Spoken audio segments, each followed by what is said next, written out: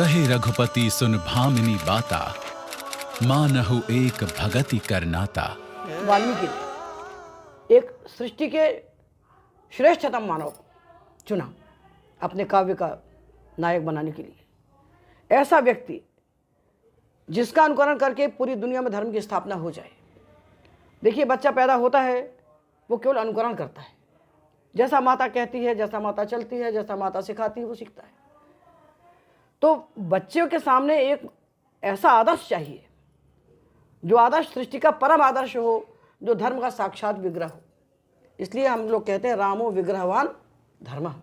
आपको धर्म देखना, धर्म क्या होता है, किसको कहते हैं धर्म, तो बच्चे को बताओ जो राम है वही धर्म है। विग्रह ने शरीर, राम शरीरधारी धर्म है। राम के जीवन का एक एक अंश, एक एक पल, एक एक क्षण साक्षात धर्म है।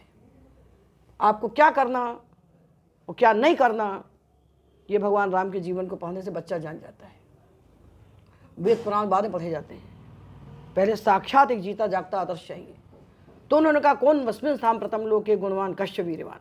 नारद से पूछते हैं वाल्मीकि कि हमको ऐसा चरित्र बता दो जिसमें सारे गुण हो, सारे गुण हो। तो 36 गुणों से युक्त चरित्र वाल्मीकि के सामने नारद प्रस्तुत करते हैं। उसको लेकर के उस पूरे रामचरित्र का वाल्मीकि योगज प्रत्यक्ष करते हैं।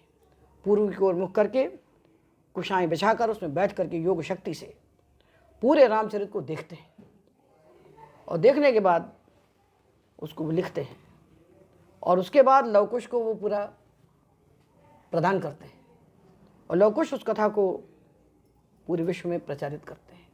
वाल्मीकि राम को भी नहीं कह सकते, वो तो मनुष्य ही है, वो पुरुषोत्तम है। वहां तो सब उन्होंने करके दिखाया।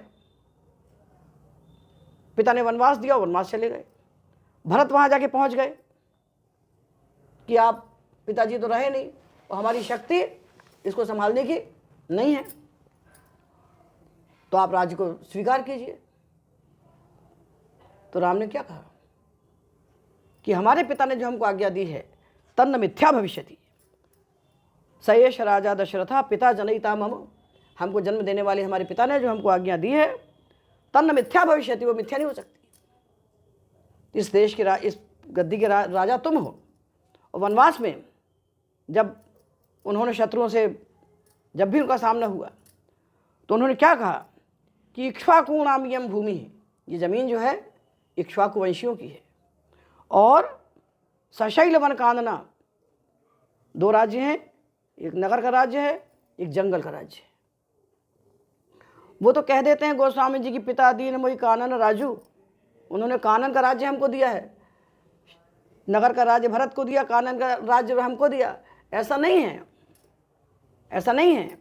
वो कहते इक्ष्वाकु नाम यम भूमि सशैल वन कानना, ये जंगल और पहाड़ों के समेत जो धरती है ताम पालेति धर्मात्मा, उसका पालन करते हैं धर्मात्मा सत्यवान ऋजु। सत्यवान धर्मात्मा इसके शासक भरत, सत्यवान धर्मात्मा जो भरत हैं वो इसके शासक हैं। और तस्य धर्म कृतादेशा वै मन्ये च पार्थिवा, हम उनकी आज्ञा से इस वन में आए।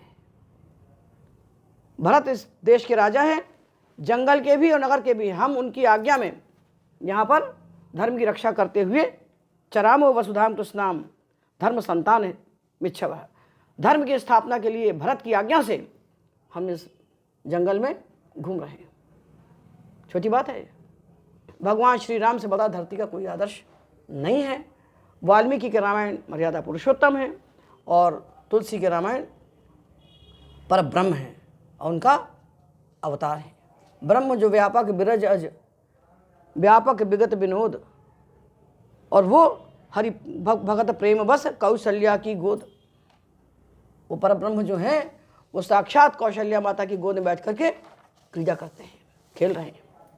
ब्रह्म जो व्यापक बिरज अज, अकल अनीह अभेद, सो की देहधर होई नर जाहि न जानत वेद।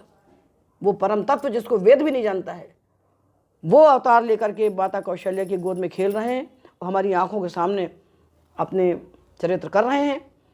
उन नाना चरित्रों से हमारे जीवन का उत्कर्ष होता है और हम अपने जीवन के लिए मार्ग कर्तव्य निर्धारित करते हैं। रामचरितमानस के राम वही राम है वो भी दशरथ नंदन है, वही राम है, किंतु इन्होंने कथा को इस प्रकार से पिरोया है कि आपको रामायण भागवत दोनों का ज्ञान हो जाए। गोस्वामी जी के सामने वो समाज खड़ा हुआ है, वो मुसलमानों का युग है, जिस युग में आप तलवार की धार के नीचे मुसलमान बनाए जा रहे हैं। उस युग में उन्होंने देखा कि ये हिंदू कुछ नहीं कर सकते, इनका सब नष्ट हो गया, तो इनको सब इकट्ठा दे दिया जाए। तो वाल्मीकि रामायण भी उसके अंदर है, उसके अंदर भागवत भी है, उसके अंदर सारे पुराण हैं और सारे वेदादि शास्त्रों का रस है।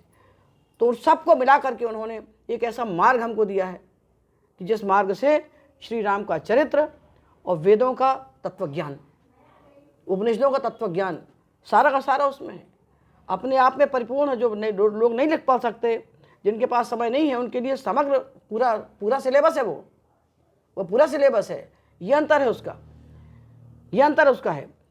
उन्होंने भाषा वहाँ से ली, कथा वहाँ से ली, भाषा संस्कृत साहित्य से उन्होंने ली, और जो विषय वस्तु है वो उन्होंने वेद पुराण से, हमने बताया ना आपको कि वेद मत शोधी शोधी शोधी के पुराण सब, और संतो और संतन को भेद को बताव तो, और कपटी को राही कूर कली के कुचाली जीव, कौन राम नाम हूँ कि चर्चा चलाव तो, और बेनी कवि कहे मानो मानो तो प्रतीति यह पाह नहीं में कौन प्रीति उपजाव तो, और भारी भव सागर उतार तो कवन पार जो पे यह रामायण तुलसी न गाव तो।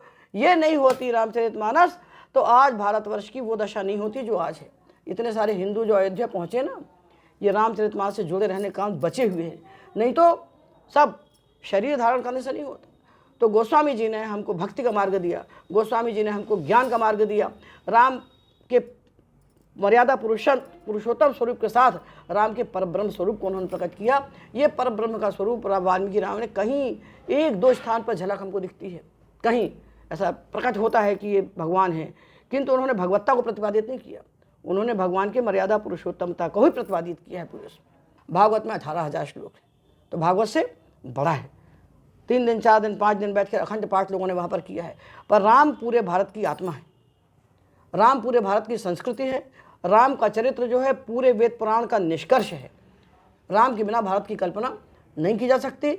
तो रामचरितमानस और वाल्मीकि रामायण में तात्विक भेद नहीं है, तात्विक भेद नहीं है, किंतु रामचरित को पढ़ने के बाद आप ये सारा जो तत्व ज्ञान है वेदों का, उपनिषदों का, उसको पूरा नहीं प्राप्त कर सकते, किंतु रामचरितमानस से पूरा प्राप्त कर सकते। उन्होंने शॉर्टेस्ट सिलेबस बना के हमको दिया।